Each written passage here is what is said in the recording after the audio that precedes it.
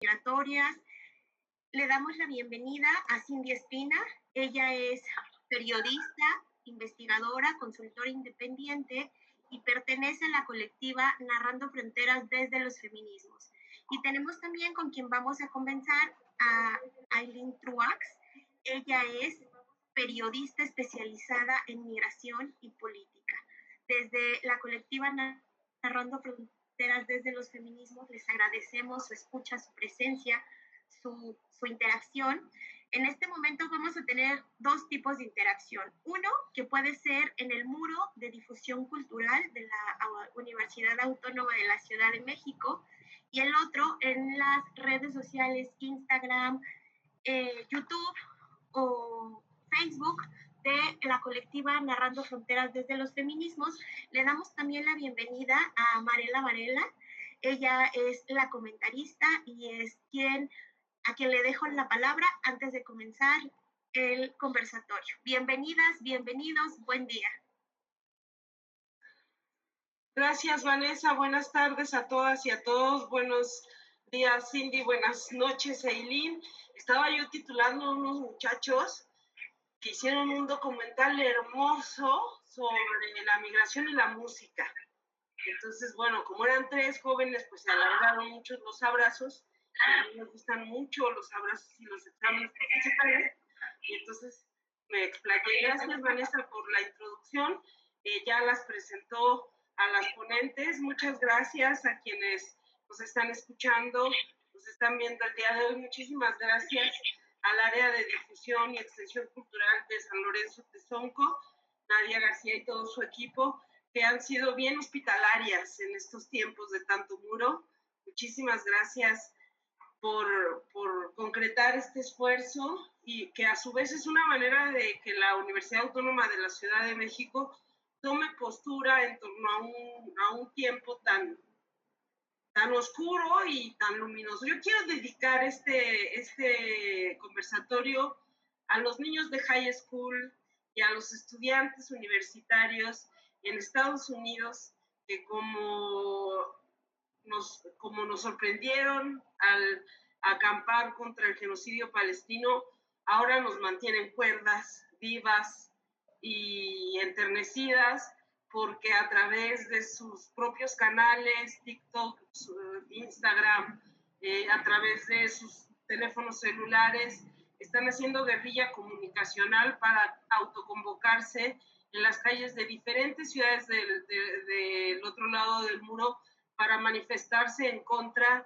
del tecnofascismo, ¿no? Que es el que hoy nos tiene aquí reunidas con estas invitadas de lujo. Y para todas las que estamos aquí, es muy importante, primero, pues comenzar honrando a los principales y las principales actoras de esta situación, que son las comunidades migrantes. Pero también poner énfasis al principio en las luchas que resisten a las políticas de odio.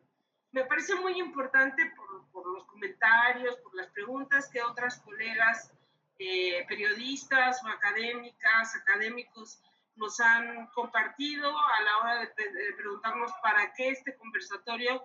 Queremos decir que nosotras somos feministas, todas las aquí reunidas, y que los feminismos de diferentes apellidos, una de sus ejercicios más potentes de sus propuestas éticas más potentes, es que no construyen verdades absolutas, ¿no?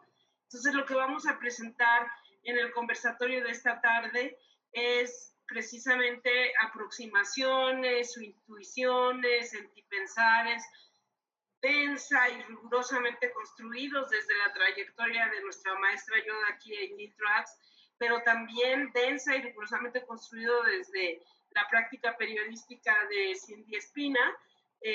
Pero lo que vamos a decir va a ser un ensayo, ¿no? Yo creo que todas, un ensayo, maneras de ver, maneras de atrapar, en torno a cómo narrar este momento tan agudo. Vamos a hacer primero una ronda de dos maneras. Primero va a tomar la palabra Aileen Truax, después va a tomar la palabra Cindy Espina, para fijar una primera postura, ¿no? En torno a cómo están leyendo literalmente, cómo se están informando como periodistas en torno a esta coyuntura, qué hábitos de salud informativa nos recomiendan, qué estrategias de fact-checking, qué formas de sublimar información que a veces es muy grotesca, ¿no? Nos recomiendan, es una charla dedicada a las estudiantes de la universidad y los estudiantes de las universidades en México, pero también es un conversatorio y por eso invitamos a periodistas de los dos lados del muro. Es un conversatorio que quiere afectar también a activistas que trabajan contra la guerra total que el gobierno norteamericano a lo largo de varias administraciones ha desplegado contra las familias migrantes y nos parece muy importante que escuchemos a estas dos expertas porque este momento histórico en términos geopolíticos, macrosociales, ha condensado una serie de prácticas que creíamos erradicadas, propias del fascismo, que se cobró los millones de vidas en su momento. A nivel meso, también son prácticas y narrativas que se instalan, lo mismo en Argentina de Bukele que en El Salvador, perdón, Argentina de Milei que en El Salvador de Bukele, que en la Europa del Norte con la extrema derecha, pero también se instalan a nivel micro en las conversaciones entre familias, en las conversaciones entre vecinos, y nos parece muy importante ofrecer una batería de herramientas, diría Foucault, una caja de herramientas para enfrentar este tiempo sin hacer eco a la doctrina del shock, ¿no? Que es finalmente con la que nos están intentando aterrorizar, paralizar, gobernar, y pues ya no digo más porque las expertas son Truax y Espina. Entonces, si les parece bien, hacemos una primera ronda. Primero Eileen, tienes unos 10 minutos, Eileen 10, 15 minutos. Luego Cindy, y luego podemos pimponear preguntas. Vane va a proveernos las que estén en el espacio público virtual. Y yo también ya ven que mi expertise está pregunta y pregunta. Entonces, adelante, Eileen, muchas gracias por tu presencia. Muchas gracias. Gracias a todas, todos conectados. Gracias a la colectiva por organizar esta conversación tan necesaria. Yo creo que todos nos la pasamos todo el día con la cabeza dando vueltas. Cuando lo pones en palabras, te obligas a ordenar y a priorizar tus pensamientos. Luego salen las palabras y luego las quieres regresar, ¿no? Porque van todas desordenadas. Pero yo creo que esto es parte del proceso de enfrentar esta gran cantidad de información que nos está llegando. Mucha de ella es nueva, otra no, pero la forma en que viene empaquetada en esta ocasión es muy violenta, que tiene una intención de desestabilizarnos, ¿no? De golpearnos. Yo creo que hace que tengamos que hacer estos ejercicios y en ese sentido agradezco muchísimo a la querida Marela que siempre abre espacios de acogida y de abrazo y de cariño. Yo quiero empezar por decir esto. Uno de los términos que más estamos escuchando, tanto en medios de comunicación, cuando dan las noticias, como entre los analistas, incluso los académicos, es el asunto del discurso de odio, ¿no? Todo es discurso de odio. Alguien dice algo que es terrible y las respuestas son discurso de odio. Y a veces me quedo pensando, ¿qué es el discurso de odio? ¿No? ¿Cuál es el objetivo del discurso de odio? Y de verdad todo lo que estamos escuchando es discurso de odio. Yo creo y quiero empezar con esta reflexión, ¿no? De que a veces confundimos el odio con el miedo. Esto pasa con mucha frecuencia cuando reforzamos estas ideas de nosotros y los otros, que es el principio de cualquier intento político o intento desde el poder de separar y de dividir, ¿no? Y de crear conflicto. Esta división de que tú perteneces a un grupo y que los demás son el otro y que el otro siempre es un peligro, que el otro siempre es una amenaza, es el recurso más antiguo que se ha utilizado desde siempre en la humanidad y narrativamente funciona muy bien. Los estados-nación, otra serie de comunidades y de sociedades históricamente, a veces se han constituido como tales por intereses políticos sin que los individuos que son parte de estos colectivos tengan muchas cosas en común. Entonces, la manera de construir una identidad común, artificial, si se quiere, es decir, nosotros no somos como los otros son ellos, y eso hace que nosotros seamos una unidad, ¿no? Make America Great Again busca eso.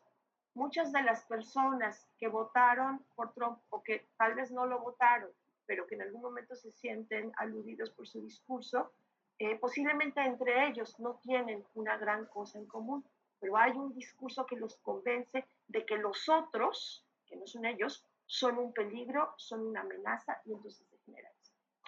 Que yo quería decir esto porque me parece muy importante diferenciar el miedo del odio.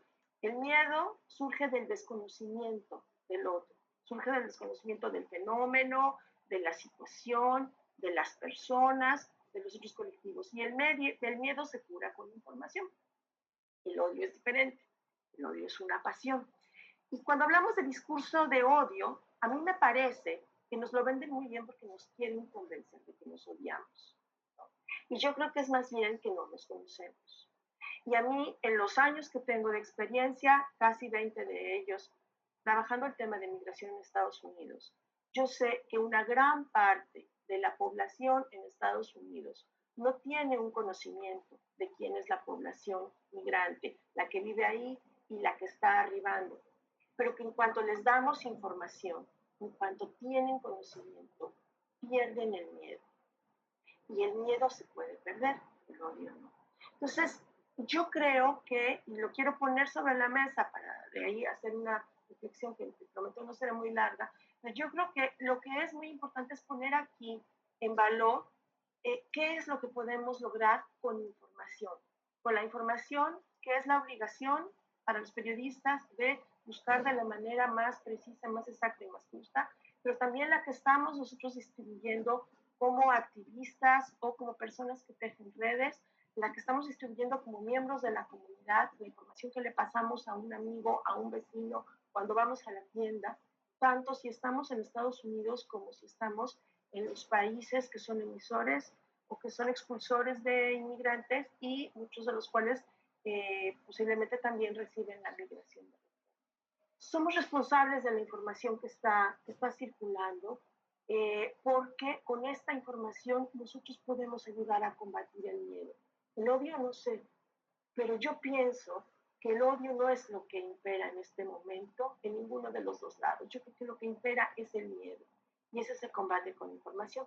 Y una reflexión más, a mí todo me dice, ¿no? que si el mundo tiene dicotomías, pues si hay un discurso de odio, seguramente hay un discurso de amor. Y no hablamos del discurso de amor, no hablamos esto que está ocurriendo, estas acciones, estos escritos, esta carta, este artículo de opinión, es un discurso de amor. Posiblemente porque lo que llega a las noticias suele ser lo extraordinario y afortunadamente el amor todavía no lo es, estamos habituados a él, pero yo creo que también habría que vocalizarlo mucho y darnos cuenta de que hay narrativas del amor afuera todo el tiempo. Las resistencias que están haciendo las personas en Estados Unidos, lo que decía Marela, el trabajo que están haciendo los jóvenes que tienen padres o un familiar o miembros de la comunidad indocumentados. Ese es un discurso de amor. Hay narrativas de amor cada vez que alguien comparte en redes sociales una manera para cuidarse o una sugerencia por si tienes miedo o qué hacer en caso de que... Todo eso son narrativas del amor. Y yo creo que en un momento como el que estamos, tenemos que visibilizarlas, tenemos que agradecerlas y tenemos que hablarlas, porque si no, parece que nos está poniendo un discurso de odio. Y yo lo que he visto en estos días es que quieren que nos coman, ¿no? Pero no necesariamente es así. Amarela, decías que dónde nos estamos informando. Yo es que, la verdad, casi que estoy tratando de estar desinformada, ¿no? De no estar muy en contacto con los medios de comunicación mainstream, ni los de Estados Unidos ni los de México, que son los que sigo habitualmente, pero sí lo que acostumbro a hacer es que tengo identificadas personas que sé que son buenos curadores de información, ¿no? Por ejemplo, en este momento, Jesús García, que es un editor del diario La Opinión en Los Ángeles, que es alguien que a su vez recibe muchísima información desde todo Estados Unidos, ha hecho un muy buen trabajo para filtrar todo este discurso que repite los dichos de las personas, pero no los hechos, lo que está ocurriendo. Y las cosas que comparte suelen ser información comprobada o información que desmiente otras cosas, y entonces me parece una práctica muy segura seguir a una persona como estas, ¿no? Yo creo que vamos identificando quiénes son personas que nos están aportando pedacitos de información que nos ayudan a entender los fenómenos. Y en este momento yo creo que es muy importante que filtremos lo que es el ruido o lo que es el eco. He estado charlando con periodistas en los últimos 22 días que llevamos de este gobierno, que creo que estamos de acuerdo en que se sienten como 627, pero apenas van 22. Y es muy interesante cuando tú ves una nota, por ejemplo, lo que ocurrió este fin de semana que empezó a circular en Los Ángeles. Empezó a circular en todos los medios que una filtración, lo voy a entrecomillar porque así es como lo ponen, una filtración de ICE y el FBI, vale, como película de espías, una filtración de ICE y el FBI indicaba que había una instrucción para que esta semana empezaran una serie de redadas en Los Ángeles. Y entonces alguien publica eso. Y cuando tú lees la nota, ves que la fuente es una persona, un funcionario de ICE o un agente familiarizado con ICE dijo tal cosa. De ahí se empieza a repetir esta información. Cuando vas viendo a todos los sitios donde está publicado, la fuente es esa misma, un agente o una persona familiarizada con ICE, o la fuente es el medio que lo ha publicado primero. Estamos en una cámara de eco en la cual los periodistas serían los encargados de verificar y de comprobar y de contrastar la información, no la están haciendo, pero el problema es que nosotros en este deseo de entender mejor seguimos buscando y seguimos tropezando con lo mismo. Somos como un hámster que está en una rueda.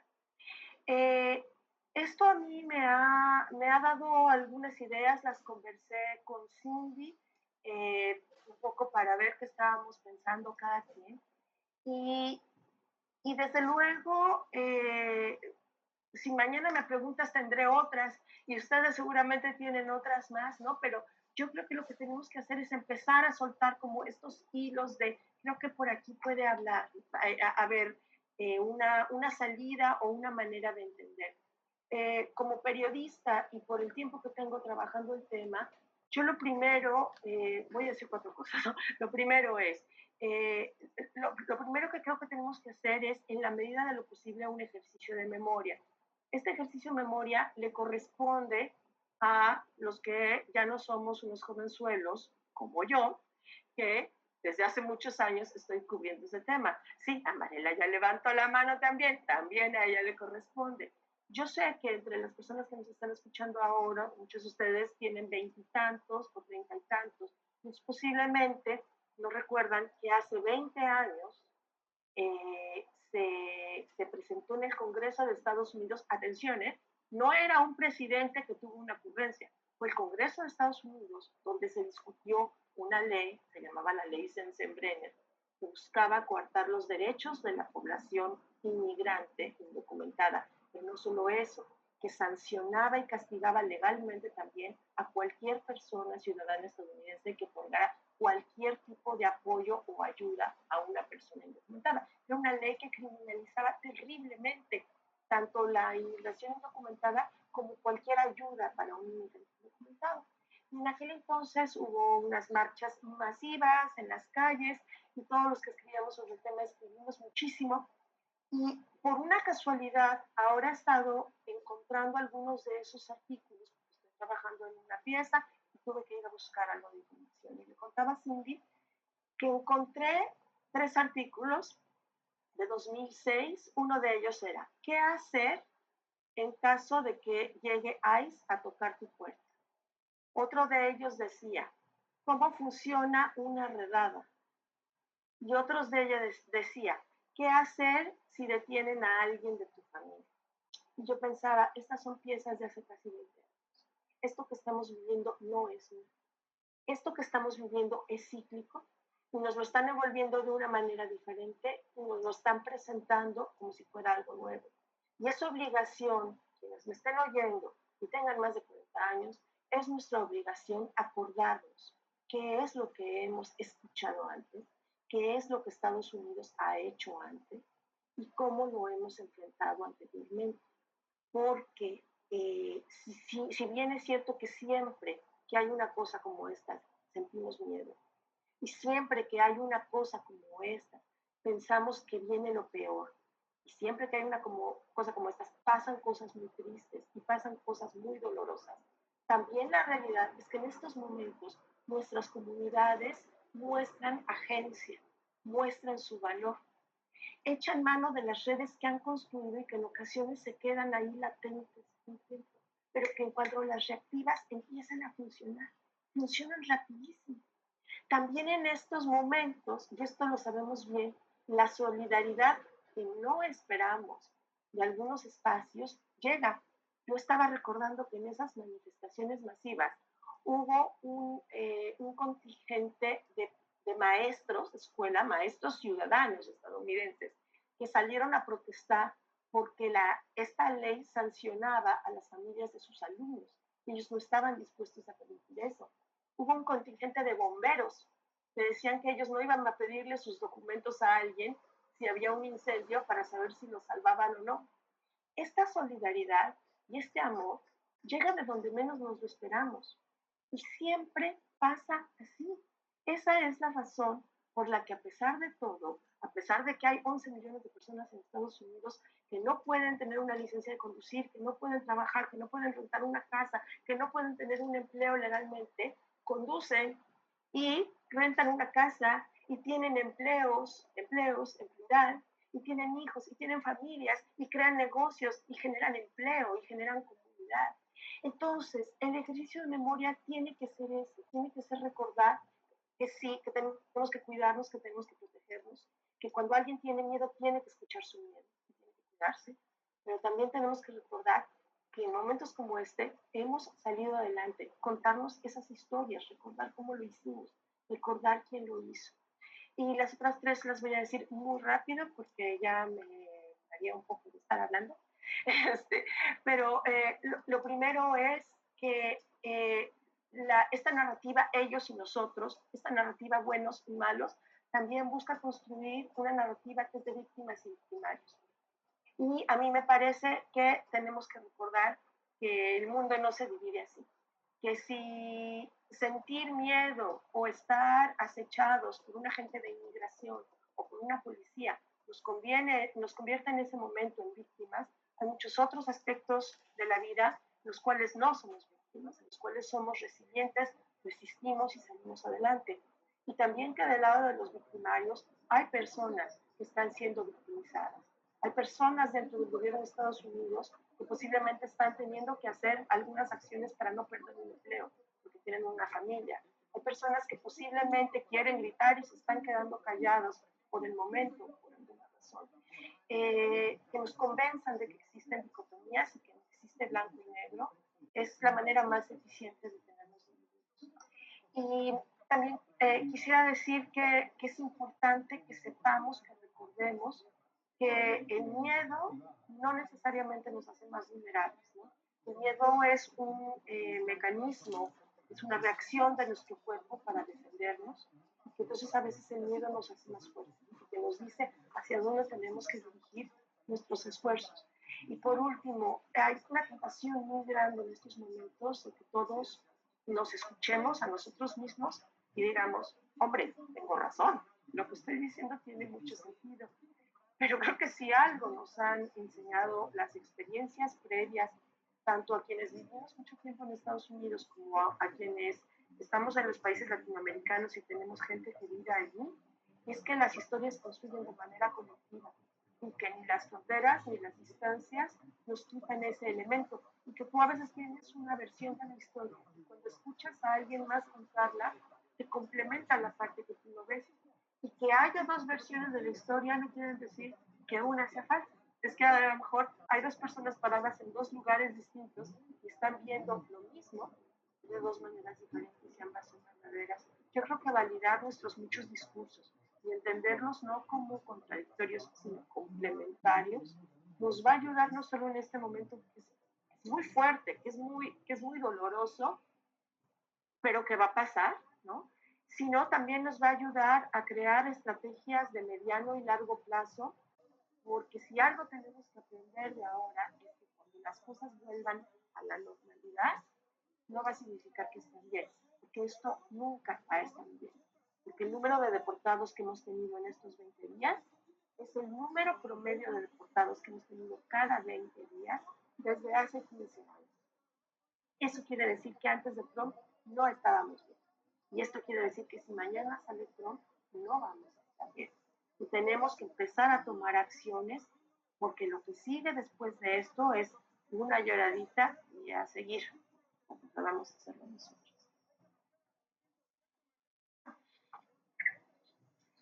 Muchas gracias, Aileen. Cindy. Sí, yo quiero seguir con lo que mencionaba Aileen sobre memoria, porque pues es lo que me estuvo dando mucho, bueno, estos 22 días que ayer que hablábamos con Aileen, decía, no han sido 22 días, pero, y también que lo comentaba con otras compañeras, ¿verdad? De que si ante esto que parece como una voz amplificada cada día en las noticias sobre lo que dice o no Trump, la versión alternativa es quizás esto que hemos aprendido, como mencionaba Eileen, de experiencias pasadas en el territorio estadounidense, pero también en los territorios en América Latina. La construcción de una memoria histórica, no solo lo que he aprendido, no solo como nos ayuda a saber esto ya pasó, sino que también a través de la construcción de esta memoria histórica también pueden hacer estrategias a futuro. Y para eso, para construir esta memoria, creería yo que pues ya hay que voltear a ver más a las personas que ahorita sienten miedo en Estados Unidos por esta voz ampliada en los medios, de constantemente que, como decía, que los medios repiten como un hámster, de que likes aquí. Perdón, baja un poquito el volumen de tu para que no se haga. Voy a cerrar ahora. Sí. Gracias, sí. Te estamos escuchando. Perdón. Y regresar, como que, perdón, la idea era como regresar y darle un poco más, no un poco más espacio a las familias completas que ahora tienen miedo hablar de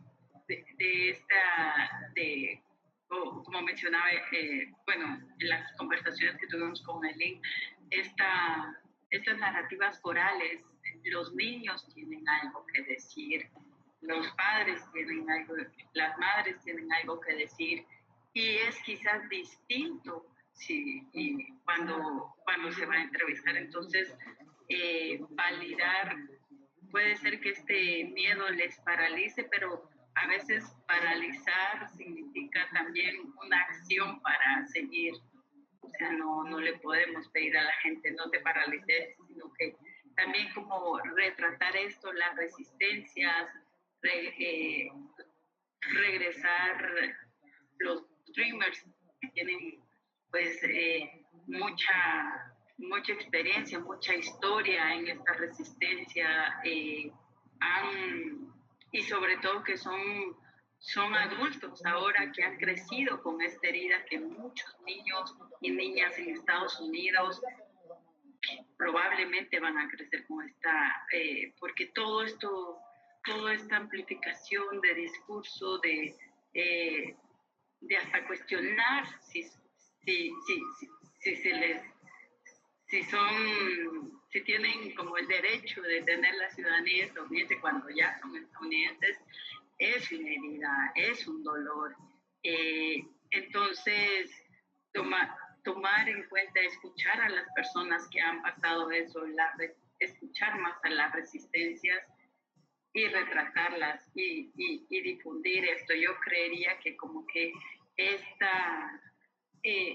tipo de historias, si se incrementa, pues haría más sobrepeso a todas estas nuevas noticias o que siempre dicen los funcionarios que son parte del MAGA. Y otra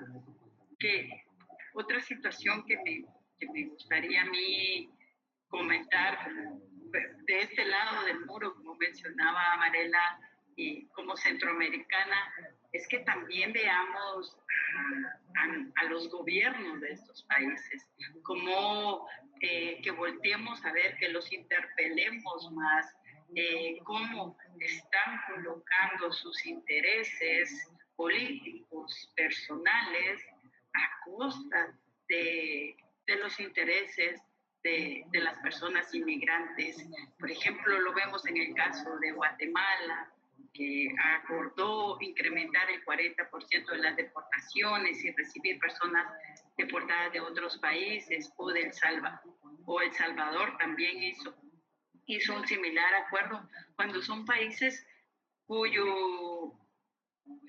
que casi el 24% con relación al PIB tienen una dependencia de las remesas, que son familias, millones de familias sosteniendo la economía de familias y de un país. Y pues mi recomendación es como que los volvemos a ver más, que los interpelemos más, porque no es normal, aunque ellos lo quieran plantear así, porque siempre que la buena diplomacia con Estados Unidos sea a costa de los derechos de las personas inmigrantes, porque en Centroamérica ese es el discurso que está dando, sí, que la buena diplomacia, pero a costa de qué. Y por otra parte tienen el discurso de los inmigrantes como héroes. Entonces también como poner esas dos cosas, interpelarlos en ese sentido.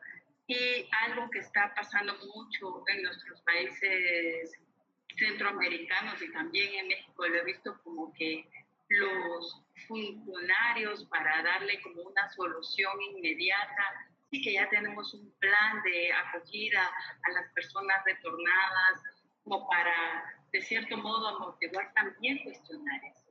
Porque si no, para que ese plan funcione, debió estar funcionando hace como 5 años.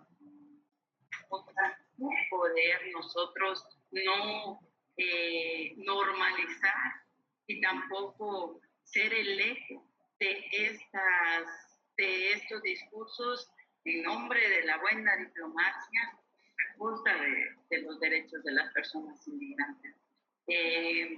Entonces yo realmente, si están como de este lado del muro, nuestro trabajo es esto, ¿verdad?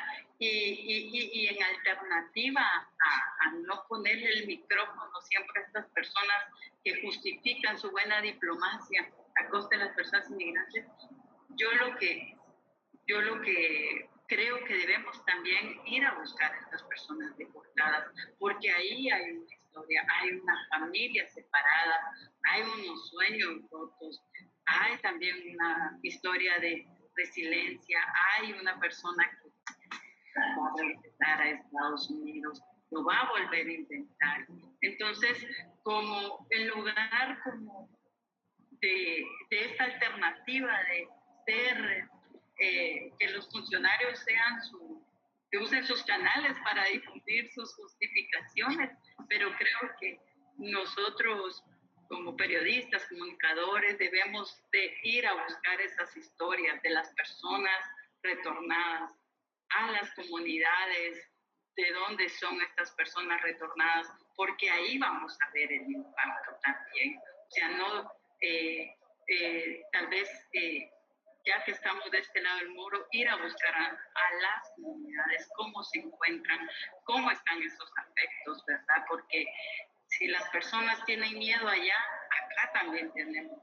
Las personas tienen miedo, el sustento diario depende de estas remesas, de las emociones de su pareja, de su papá, también son algo que afectan a los que habitan este lado del muro. Entonces, como alternativa es como, a veces nos centramos mucho como, esto dijo Trump, cuando nosotros debemos, aquí tenemos toda esta información, toda esta gente que también habita la migración. O sea, como mencionaba Aileen al principio, las dos historias de uno y del otro lado del muro se complementan y cuentan el impacto directo de todo esto, pero también son historias de resistencia y también ayudan a generar otredad, que la gente conozca cómo, o sea, que tanto de cómo se encuentran en Estados Unidos como lo importante que son para esta región, aunque los gobernantes hagan acuerdos de política de deportación. Y con eso último quiero terminar y después le seguimos, es que hay como comunicadores y periodistas vamos a nombrar las cosas de forma correcta. Estas no son políticas migratorias, son políticas de deportación. Si no se nombra, no existe. Es una política anti-inmigración, es una política anti-inmigrantes. Porque estamos acostumbrados a decir y tal firmó la política migratoria. La política migratoria es la que facilita, la que permite el derecho a migrar. Las políticas anti-inmigrantes son las que las restringen, las que las limitan. La política de deportación es la que facilita un proyecto político como el del MAGA. Entonces, creo yo que es importante que nuestros titulares, aunque no todos tienen que ser narrativos y bonitos, que diga política de deportación, ya es importante porque ya cambia el lenguaje, ya no decimos, sí, es migratorio, ¿no? Entonces, como que nos aboquemos con personas expertas que trabajan esto. No, esto es un comercial. En nuestra narrativa hay muchas, yo aprendo de ellas como periodistas, y que nos ayuden también a nosotros los comunicadores y periodistas a nombrar estas cosas tan serias que aparecen en los papeles, pero que siempre aparecen en los artículos o en el Facebook o en las cosas donde cualquier red donde comuniquemos, sino de la forma correcta, como decimos. Y pues ahí Muchas gracias, Cindy. Haciendo un corte pues de caja, creo que también es importante para la comunidad guasemita, que no siempre va a tener el mismo, quienes habitamos la migración somos expertas y expertos. Este conversatorio también era para compartir con las familias de la comunidad de guasemita, es decir, por ejemplo, de las periferias de la Ciudad de México, qué información es verdadera, qué información en realidad son bulos informativos. Entonces creo que conviene que, además de toda esta editorialización del cómo cubrir una coyuntura como esta, sí dejar claro que hay elementos que son estructurales, ¿no?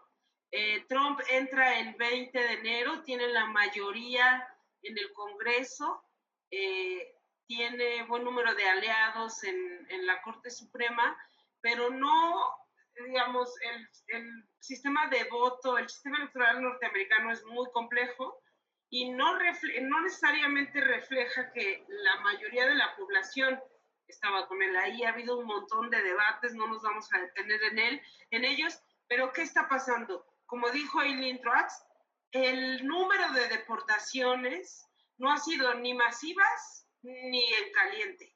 El número de deportaciones se ha sostenido como venimos hace por lo menos 10 años denunciando.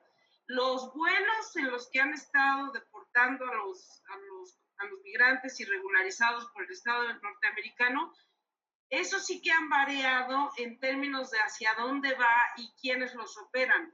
Por ejemplo, los vuelos que fueron a Brasil y que intentó entrar también a Colombia eran vuelos de aviones militares en mal estado.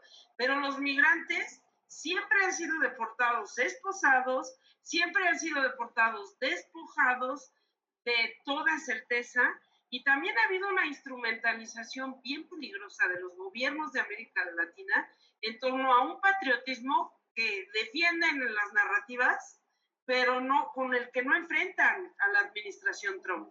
Entonces, se habla de 11,000 deportados, vamos a decirlo, todas las veces que sea necesaria en este conversatorio y en otros, son las mismas cifras que tenemos desde hace 2 cuatrienios en el gobierno de Estados Unidos.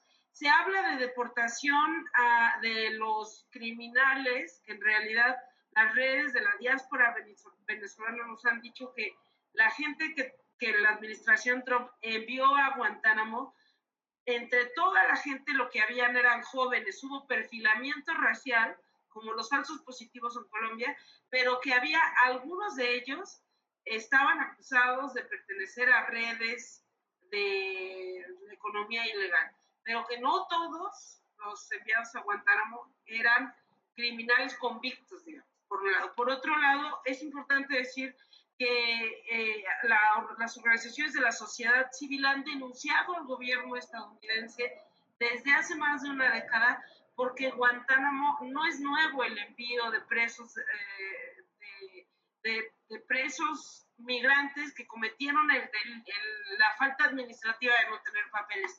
Se ha documentado que y se ha denunciado ante la Corte Interamericana, ante instancias internacionales, que Estados Unidos ha detenido a migrantes de manera sistemática que iban de paso y estaban intentando el cruce, y los han detenido y los han torturado y los han usado para experimentos farmacéuticos adentro de Guantánamo. ¿Qué es verdad también? El miedo, como dicen Cindy y Eileen. Es verdad que las comunidades que están del otro lado del muro están con una sensación de asfixia, hay comunidades hay personas que están encerradas en su casa, hay personas que no están yendo a la escuela, niñas y niños, hay personas que están planeando el retorno. Hay, como en la pandemia, una migración en sentido contrario, hay una caravana ahora mismo en contra de toda lógica, caminando en sentido contrario el Darién. Pero eso no es porque los migrantes no quieran pagar un trayecto digno, es porque, por ejemplo, tenemos noticias, porque una vez la realidad de nuestros afectos que están del otro lado del muro, que se fueron a buscar remesas, la papa para sobrevivir, para pagarnos la escuela, para pagarnos en la casa a los que nos quedamos de este lado del muro. Otra realidad es la gente que vive de este lado del muro, en América Latina, y que se quedó atorada. Por ejemplo, tenemos noticias por parte de defensoras y defensores de migrantes, del colectivo de observadores de derechos humanos del centro, que han recibido denuncias por parte de venezolanos que ya se habían endeudado para pagar el vuelo de regreso desde Ciudad de México a Venezuela al haber perdido su cita en la aplicación de CBP One, y que estando en el aeropuerto Migración México no los deja subir porque tienen una deuda con el gobierno mexicano al haber entrado ilegalmente. Esa gente de venezolanos que intentaban volar se quedaron endeudados y varados. Pero también tenemos noticia de que el gobierno de Venezuela, que ha desplegado su política de vuelta a la patria desde Estados Unidos, no lo ha hecho en México, y el consulado se niega sistemáticamente como patrón a entregar salvoconductos para toda la gente que en el Darién perdió su pasaporte. o nunca lo tuvo. Eso genera la existencia de una migración en reversa. Otra cosa que sabemos es que no nada más Trump está vociferando en torno a la migración, está también imponiendo amenazas y también está imponiendo aranceles a la economía, lo que va a generar más migración porque se va a disparar la inflación. Y también sabemos, hemos estado estas semanas en campo también, que ayer estuvimos en la Comar, que ahora está en la sede de Iztapalapa, y ha aumentado exponencialmente la demanda de asilo, porque el gobierno mexicano, así como el gobierno estadounidense, tiene una política de deportabilidad. Antes de Trump, durante Trump y después de Trump, México con nuestros impuestos va a seguir deportando a 8 de cada 10 personas que intentan llegar a Estados Unidos. Y un elemento de esa deportabilidad tiene que ver, esa política de deportabilidad que celebro, Cindy, que lo digas con esa claridad, tiene que ver con que quedarse en México actualmente solo es posible como demandante de asilo.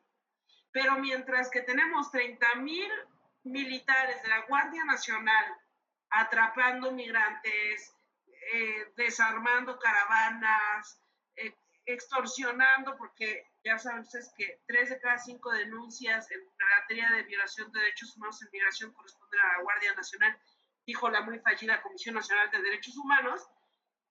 Esos 30,000 efectivos están para contener al enemigo, que es el extranjero. Y en la Comar hay una crisis.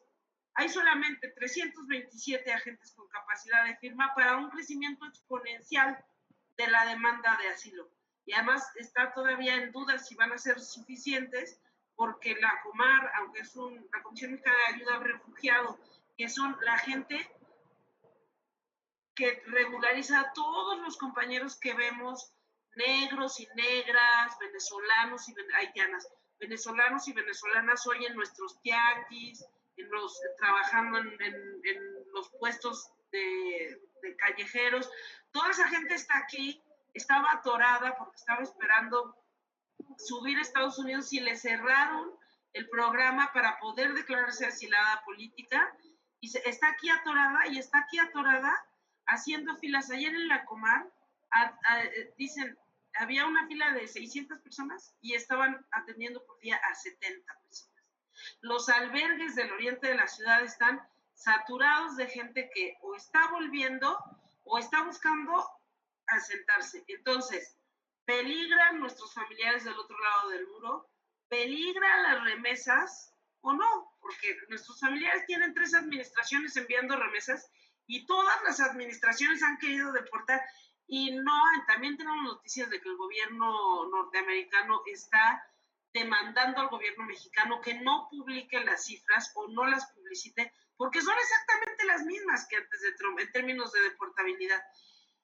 Pero entonces tenemos ese escenario que reconocemos y honramos y abrazamos el terror de las comunidades que nos mantienen como país con sus remesas, pero también vamos a tener, esto me parece muy importante, para que le cuenten a sus papás, a sus patrones, para que si se encuentran en la calle familias de migrantes, son migrantes que están atorados en este país y que no pueden regularizar su condición, no porque ellos no quieren, no pueden regularizar su condición porque el gobierno mexicano no abre vías para la regularización.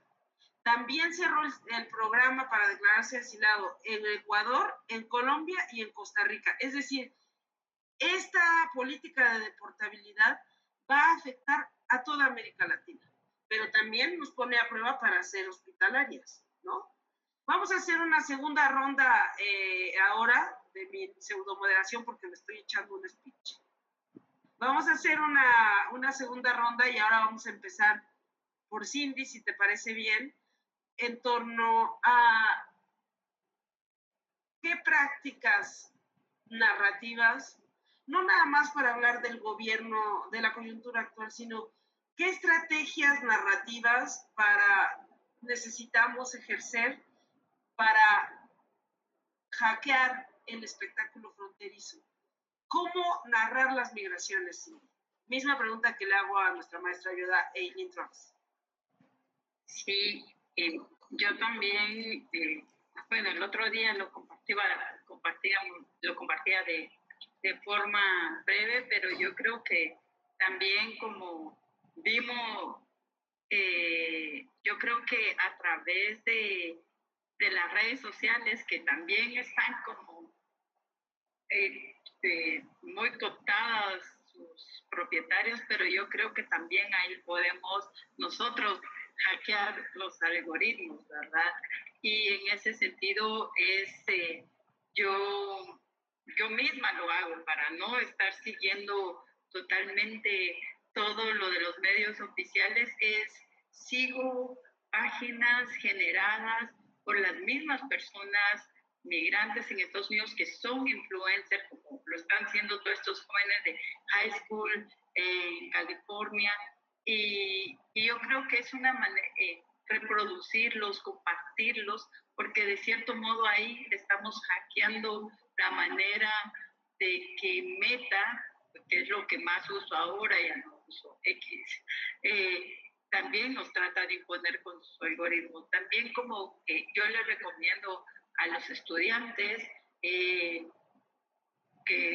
pues son una generación ahora antes más joven que yo, pero que también podamos, si estas son las redes sociales con las que contamos, que pues va a ser muy difícil que suban rápido otras alternativas que las hay, como la de Milpa América, pues con las que tenemos le podemos entender y hackear esos algoritmos a través de seguir páginas, de generar contenido nosotros mismos con toda la información, por ejemplo, que nos compartía la doctora Marela, nosotros mismos podemos ahí ir condicionando y no tratar que el algoritmo nos lleve tanto de esa parte donde quizás hay mucho odio, ¿verdad? O mucho miedo a los otros. Entonces, yo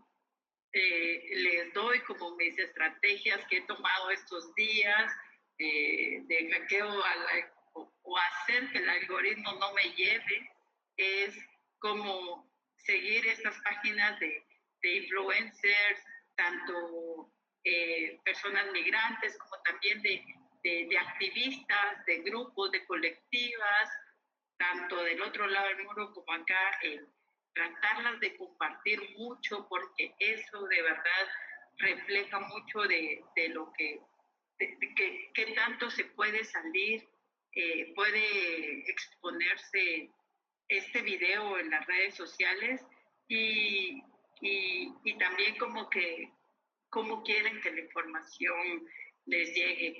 Eh, otras, pues, otras formas de narrativas hasta ahora también creería yo que utilizar los canales de WhatsApp. Hay hay muchos canales donde están compartiendo información, las mismas colectivas y grupos tienen ahí esos canales, utilizarlos. También ahí está surgiendo mucha información certera que viene de esta parte y también como ay, me bloqueé un poco, pero que también como lo que trato de decir, soy un poco, se me da muy poco también esto, es que tratemos de utilizar las redes que tenemos ahora, pero que nosotros vayamos moldeándolas, no dejemos que nos lleve. Tal vez el algoritmo de TikTok va a ser muy difícil, pero el de Meta es un poco más fácil y yo creo que aquí me estoy como hablando más en el idioma de las generaciones antes, pero más jóvenes, pero que ahí a través de estas estrategias que les comento podemos ir generando como nosotros compartiendo también, pero que nos llegue información más de este lado de narrativas más como del amor, como mencionaba Eileen, y yo quedaría ahí. Gracias, Eileen.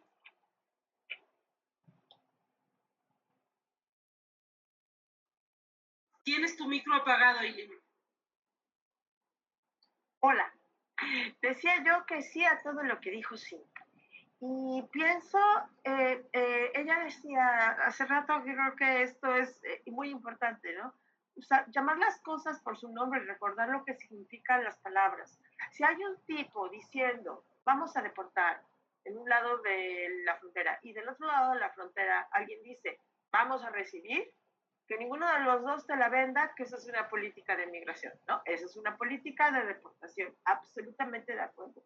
Y así con todo, yo creo que todos tenemos que pensar lo que significan las palabras que estamos oyendo, porque no es una elección accidental. El que dice estas palabras quiere crear un efecto con estas palabras y nosotros tenemos que pensar qué significan. Para mí el ejemplo más claro en estos días es deportaciones masivas. Entonces el otro día en una entrevista me preguntaron, ¿qué piensas de qué pasará con las deportaciones masivas? Dije, bueno, a ver, te la voy a voltear a ti, ¿no? Periodista que me estás entrevistando. Dime qué quieres decir con masivas. Ay, no, bueno, no sé, lo que pasa es que Trump lo dice así. Sí, sí, pero tú me estás preguntando, ¿no? ¿Qué espero de las deportaciones? Es que yo no entiendo qué es masivas. ¿Quién me lo puede explicar? En el momento en que entendemos que masivas no significa nada, ¿no? ¿Qué es masivas? ¿100? ¿1000? ¿3000? ¿4000? ¿10,000? ¿100,000 deportaciones son deportaciones masivas? ¿1,000,000? ¿2,000,000 son deportaciones masivas? Obama deportó 3,000,000. ¿Cuánto es masivo? Entonces hay un lenguaje que nos lo están poniendo ahí para que deportación masiva sea más grave que deportación, como si deportación no fuera lo suficientemente grave, ¿no? Hablamos de las deportaciones. Si alguien nos quiere vender que son deportaciones masivas, deportaciones terroríficas, deportaciones, póngale usted la palabra que quiera. Usted de lo que está hablando es de tomar los cuerpos de las personas migrantes, someterlos a unas torturas y luego enviarlos a un lugar. Ok, eso lo hemos visto antes y lo vamos a manejar de esta manera. Yo creo que poner mucha atención cuál es el lenguaje que nos están vendiendo y si lo repetimos o lo contrastamos o lo dejamos de usar y lo sustituimos. Hoy vi un clip de un congresista del norte de California que ha sido muy combativo con el discurso de Trump y le dijo un insulto a Elon Musk y una periodista le dijo, ¿usted cree que es correcto decirle insulto a Elon Musk? Le dijo, bueno, es que Elon Musk es insulto, ¿no? Y es por esto y por esto y por... Hombre, que si del otro lado están perdiendo las formas, nosotros podemos usar las palabras adecuadas para describir cuando los están haciendo las cosas que nos están haciendo. Entonces, pensar lo que significan las palabras. Pienso que en el caso particular de las personas retornadas, las palabras desde el poder están siendo usadas de una manera muy cruel para estigmatizar, para justificar la narrativa esta de deportaciones que tienen ahora. Y yo creo que en los países donde están llegando las personas deportadas y retornadas, no solo ahora, desde siempre, tenemos que recordar qué es lo que significa. Ahora que Marela hacía alusión al asunto de las remesas y que finalmente la generosidad de las personas migrantes que mandan remesas, pues son personas que con su trabajo tienen andando la maquinaria en el país en el que viven y con su dinero tienen andando la maquinaria en el país de origen, ¿no? Es una doble generosidad, es un doble esfuerzo y a veces eso se nos olvida, ¿no? Y yo creo que si vamos a ver personas deportadas o retornadas como lo hemos visto en los últimos años, también tendríamos que acudir a esas narrativas no solo para saber qué perdieron o qué dejaron o cuánto sufrieron, sino también cuáles fueron sus vivencias en el medievo, cuando una persona se iba a correr aventuras y a recorrer territorios y desaparecía 3, 4, 5 años y luego volvía, la recepción era súper alegre y súper entusiasta, porque esta era la persona que venía con mucho conocimiento, con mucha experiencia, con mucha información, y el pueblo salía a la plaza y se reunían por la noche a escuchar las aventuras que había corrido y todo lo que traía de conocimiento consigo, y luego un juglar le hacía una canción. Pues ese es el migrante que regresa, tanto si regresa voluntariamente como si no. Ese es el migrante, el que se fue, el que se la jugó, el que vio lo que nosotros nunca vamos a ver, el que trae el conocimiento, la experiencia. Y, y si no vamos a ver eso como gobiernos, porque los gobiernos son idiotas, veámoslo nosotros como sociedad. Esta persona que hoy viene bilingüe, que trabajó en 4, 5, 6 empleos, que sabe cómo administrar el dinero, ¿qué nos puede aportar a nuestra familia, a nuestra comunidad, a nuestro gobierno local, ¿no? Esas son las narrativas del amor, las que reconocen el valor que tiene una persona por haber vivido lo que ha vivido, y lo que estamos viviendo tiene un valor también. Y quisiera también decir, ahora que Cindy mencionaba lo de las redes y esto, cuando yo me empiezo a bajonear, busco las redes o las cuentas en Instagram principalmente, que es donde lo sigo, de las organizaciones de Dreamers de estudiantes, bueno, muchos ya no son estudiantes, ¿no? Pero por ejemplo, Aliento en Arizona hace acciones pequeñitas todos los días y las comparte, y a mí me recuerda lo hostil que puede ser Arizona para los inmigrantes, cuánta luz y cuánta esperanza y cuánta inteligencia tienen estos chicos.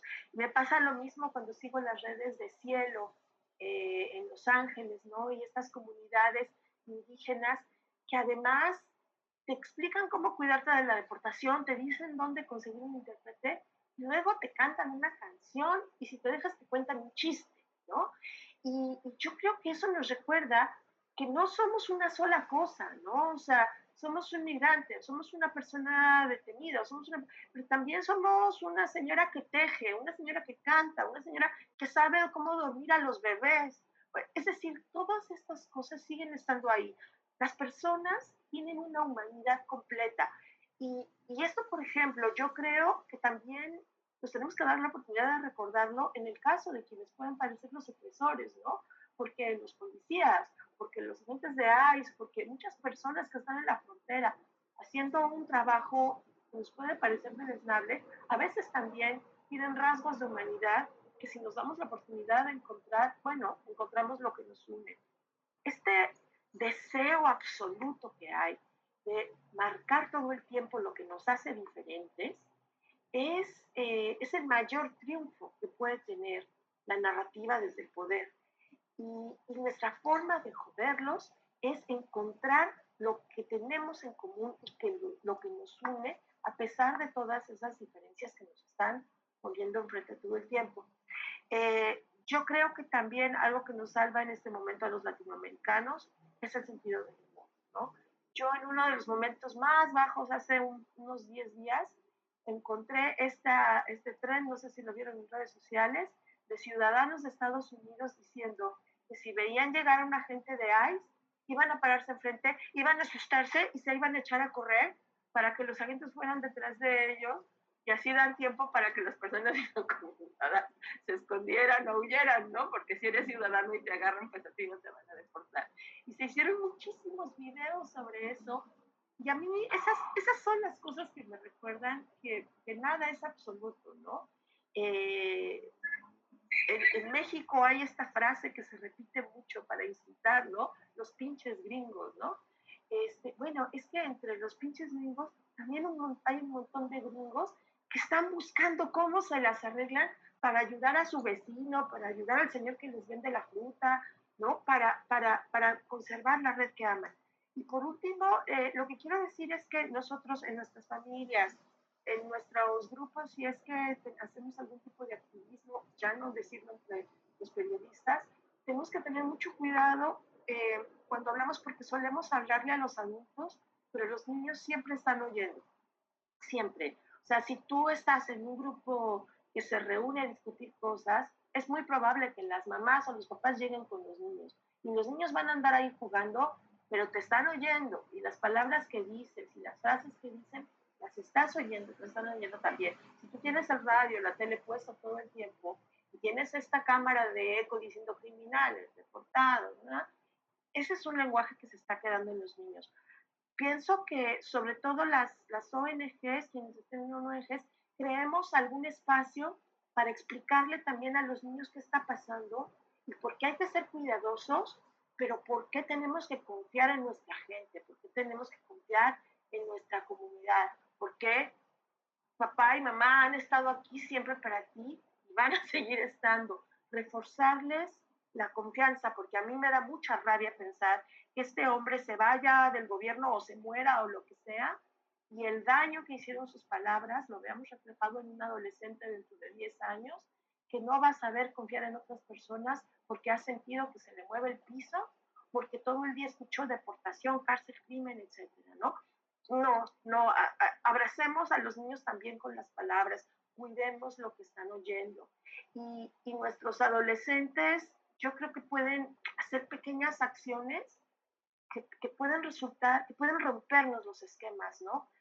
Los adolescentes saben usar palabras, instrumentos, mecanismos, canciones, bailes, juegos, para mandar mensajes. Echemos mano de ellos, ¿no? Y narrativas corales, ¿no? Narrativas corales y narrativas del amor. No compremos el discurso de que nos odiamos, ¿no? No es cierto, ¿no? No nos odiamos, nada más no nos conocemos, pero podemos ayudar a conocernos mejor. Muchísimas gracias a las dos. Yo voy a repetir una serie de aprendizajes que he tomado de los textos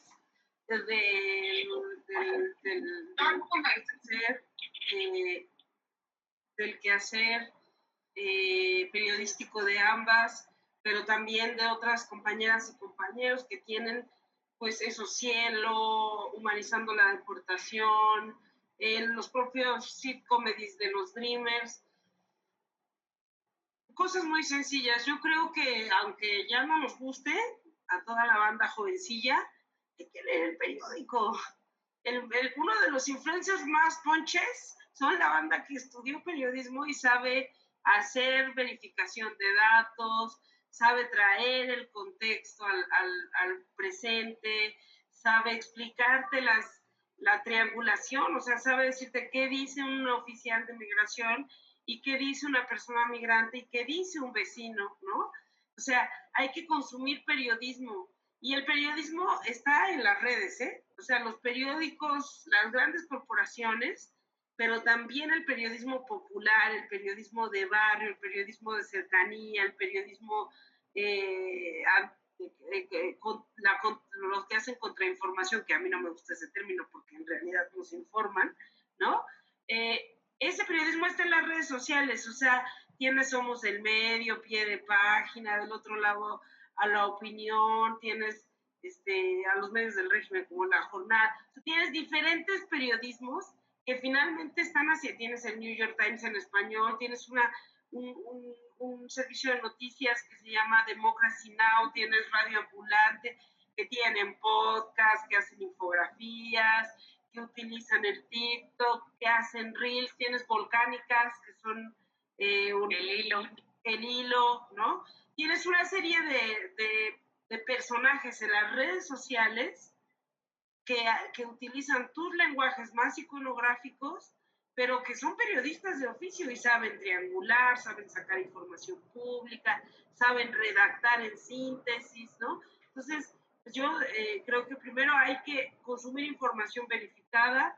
Después, Truax dice en sus talleres siempre, la migración, los migrantes no solo ese momento climático de la persona cruzando el desierto, cruzando el río Suchiate, cruzando el desierto de Atacama. No, la migración también es nuestras vecinas y vecinos haitianos aquí en San Lorenzo Tizonco haciendo trenzas, nuestros compañeritos de la escuela, de los compañeros chiquillos de la escuela de nuestros hermanos o primos chiquitos, hablando en chileno. También es la comida criolla que trajeron a los tianguis. La migración también es la manera en cómo tú te comunicas con tu papá, con tu mamá, con tus hermanos, con tus primos que están del otro lado del muro. La migración hay que retratarla desde la vida cotidiana. Este señor llegó a reforzar una serie de herramientas legales de las que ya disponían y tiene como contraparte, por ejemplo, a los gobiernos latinoamericanos que han sido omisos. No han sido omisos para defender a sus ciudadanos, no así para recibir las remesas, ¿no? Pero luego también, pues yo creo que con esto les pido una reflexión final a las dos para cerrar este conversatorio, porque no hay preguntas más que puras flores en las redes. Nos dicen que gracias, que... Entonces, muchas gracias a quienes han estado escuchando. La pregunta sería, dice Cristina Burneo, que es parte de un espacio que se llama Corredores Migratorios, que también la tienen en todo el espectro de redes sociales, porque es una media activista. Ella dice que este momento también va a poner a prueba la capacidad de nosotras, estos pueblos que seguimos vivos 500 años después, de ser hospitalarios y solidarias. Entonces, para ustedes, ¿cuáles serían los desafíos para las periodistas en castellano que están del otro lado del muro informándole a comunidades transnacionales, compañeras? ¿Qué solidaridad, qué hospitalidad desde las prácticas narrativas y periodísticas?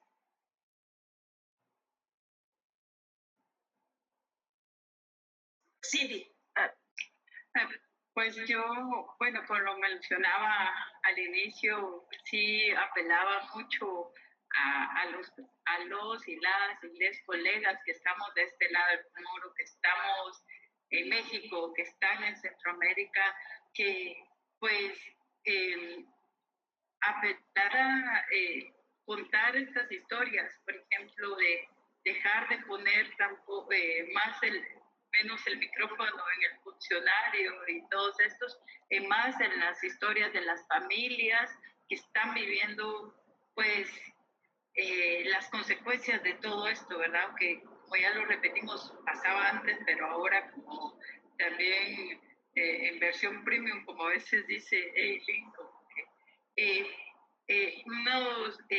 yo creería hay mucha comunicación comunitaria en Guatemala, en Bolivia, en Ecuador, las radios comunitarias que todavía son una forma importante de comunicar y que ahora el Facebook es como que la extensión de estas radios comunitarias. Pues seguirlas, nosotros que estamos como fuera de ese área de comunicación, creería yo que seguirlas y los periodistas comunitarios retratar cómo se encuentran las familias, cómo están haciendo para resistir, apoyar emocionalmente a su familiar que se encuentra allá.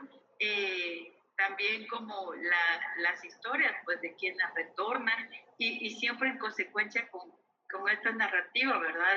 De agradecimiento, que es una persona que sostuvo a una familia, a una comunidad en Guatemala.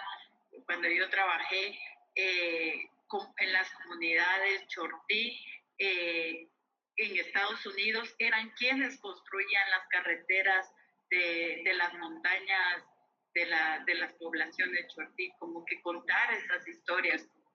Y porque a veces resulta que ya hay carretera y que el alcalde va a decir, pues le pertenece. Todo eso está pasando mientras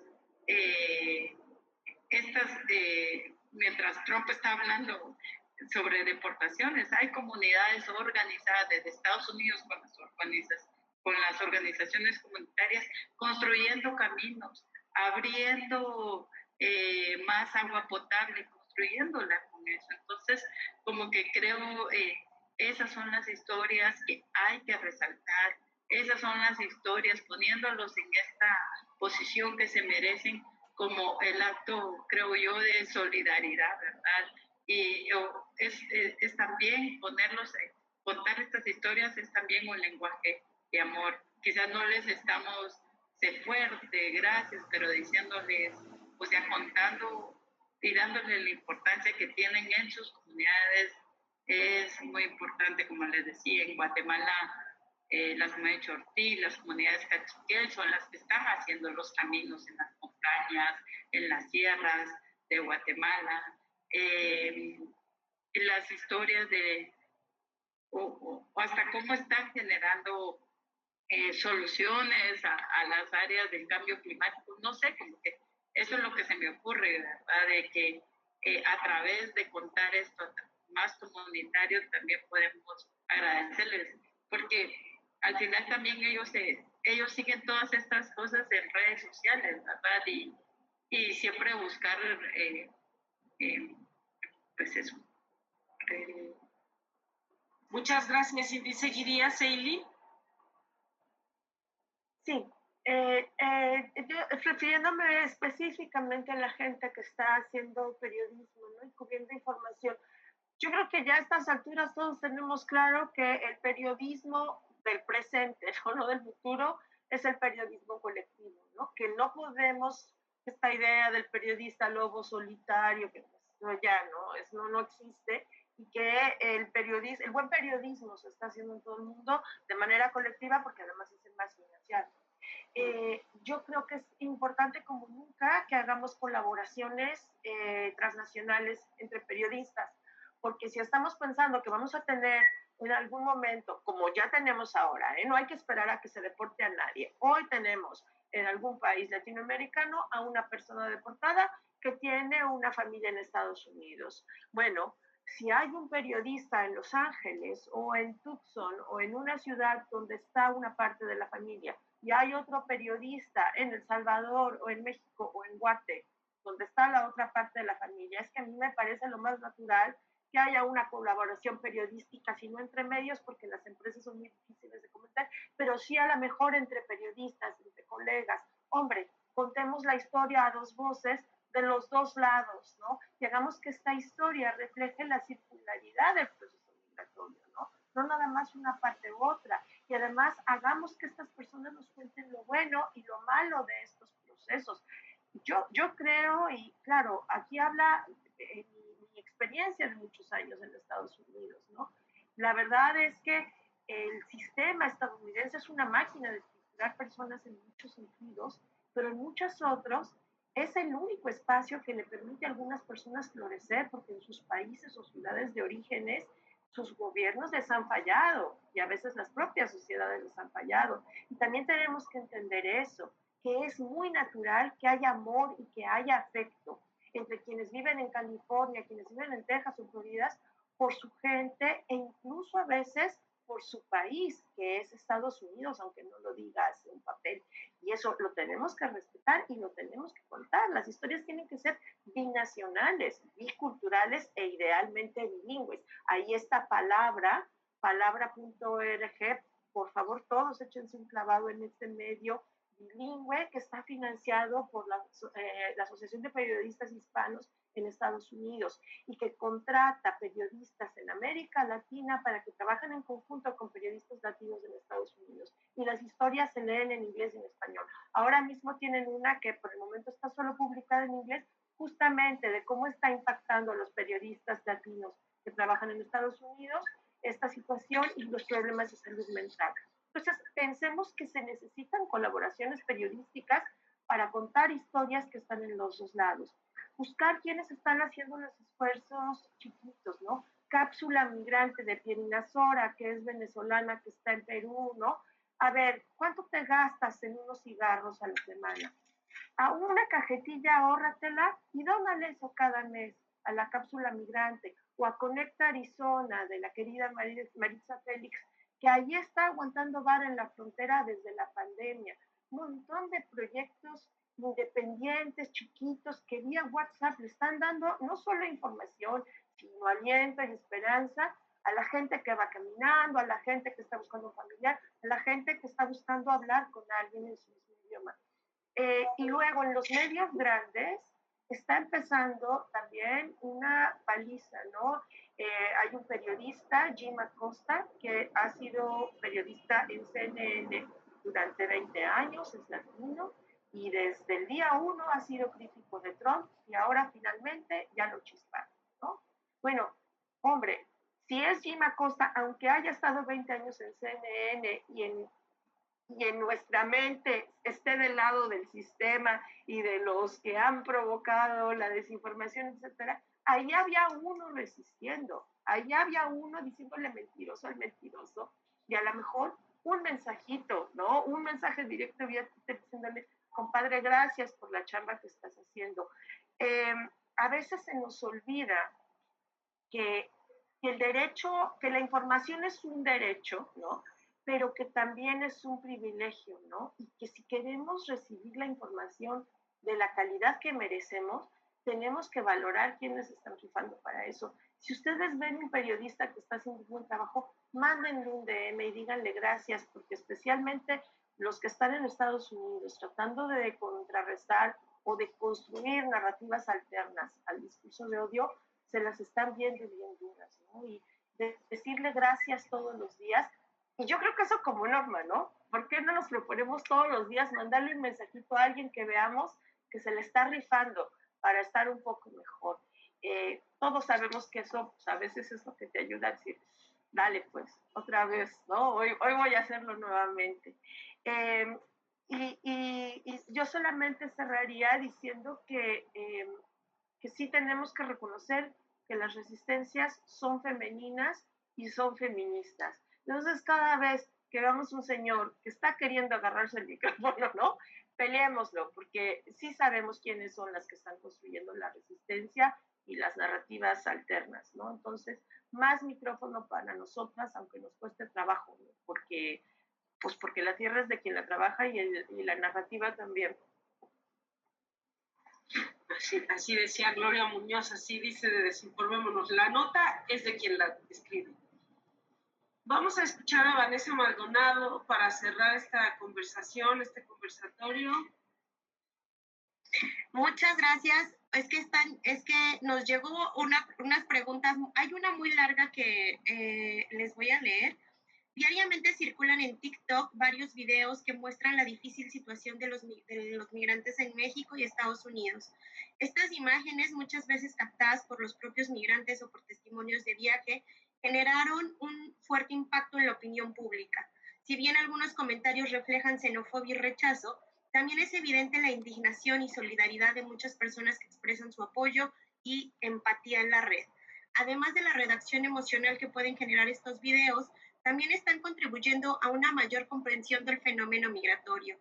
A través de testimonios en primera persona y reportajes en tiempo real, se hicieron visibles para las personas que transitaban violaciones a sus derechos humanos, abusos por parte de las autoridades y condiciones difíciles. Sin embargo, el auge de este tipo de contenidos en plataformas como TikTok también ha creado un desafío: la proliferación de noticias falsas y desinformación.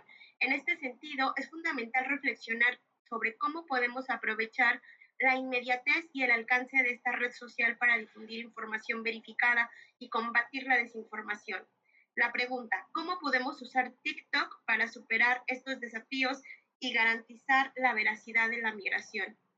Y hay otras preguntas que tienen que ver con elementos más estructurales y que tal vez los vamos a dejar para nuestro siguiente conversatorio, que sería cómo narrar que la instauración de estas narrativas actuales de la derecha tienen un caldo de cultivo que también existe y opera a largo alcance, que la sostiene y que ha permitido que se reproduzcan de esta manera. Y la siguiente es cómo hacemos para mantener en el ojo y la reflexión que el odio sí existe y sí opera y ha operado en la vida pública y política, no solo en América Latina, sino en el mundo entero. Y, por ejemplo, ¿qué está pasando o qué va a pasar? No tenemos idea con las personas migrantes trans que querían o que pretendían solicitar asilo en Estados Unidos, y que aquí se cruzan dos cosas. Uno, las transformaciones de la política migratoria, pero dos, también la orden ejecutiva, y así se llama la orden ejecutiva, y es un asco porque se llama restaurar la verdad biológica de lo que está pasando, que solo se reconocen hombres y mujeres. Entonces, para esta última pregunta les hacemos una invitación, voy a sonar a comercial, les hacemos una invitación para nuestro siguiente aquelarre, que va a ser el día 18 de febrero en el Instituto de Investigaciones Jurídicas. Vamos a estar en vivo, vamos a estar hablando de migraciones LGBTIQ y vamos a hablar sobre qué está pasando actualmente también con estas personas, con estas migraciones y en este contexto. Y también quiero agradecer a Aileen, Cindy, por hablarnos de la dignidad de la agencia. Eso me parece bien poderoso siempre, porque las personas siempre han tenido agencias, siempre han estado organizadas, siempre han luchado, pero justo después de estos elementos o de esta proliferación de estas narrativas es cuando les miramos y les miramos más. Así que muchísimas gracias porque aprendí muchísimo. Oye, gracias, Amarela. Y solo como último para lo del TikTok, porque yo sé que aquí están todos los jóvenes de la UACM, yo también soy de las que me junto en ese scroll inmenso que genera TikTok más que otras redes sociales, pero ¿cómo hacer para combatir estas redes sociales? Tomemos en cuenta que sus CEO ya no tienen compromiso con el fact-checking o verificar, entonces también ahí tomemos responsabilidad de lo que consumimos. Si vemos distintas publicaciones que se contradicen y todo eso, nosotros también activemos nuestro sentido de informarnos, de la responsabilidad que tenemos y busquemos en Google, en periódicos como los que mencionó Amarela, como los que mencionó Aileen, si están hablando de eso precisamente que está en TikTok, porque yo me he encontrado y digo, ¿será cierto? ¿No será cierto?